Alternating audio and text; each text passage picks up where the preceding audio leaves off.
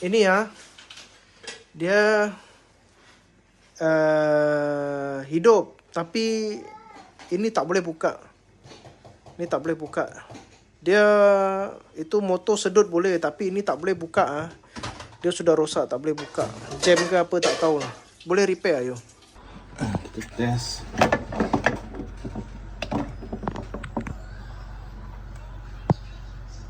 Okay, dah nice, dah boleh fix.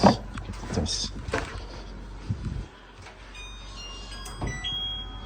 Okay, tune. Balik.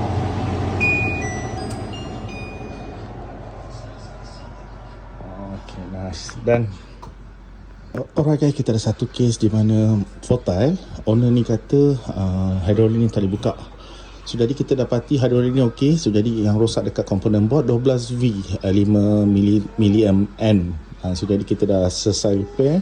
Kita test on.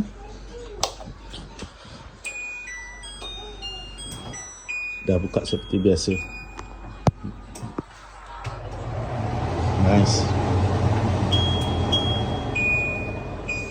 Kita test balik, tengok dah tutup tak. Alright, nice. So sekiranya korang memerlukan bantuan tentang exhaust system, repair, pasang dan sebagainya, boleh contact kita orang. InsyaAllah electrical, anything related to home appliance, kita orang boleh fix.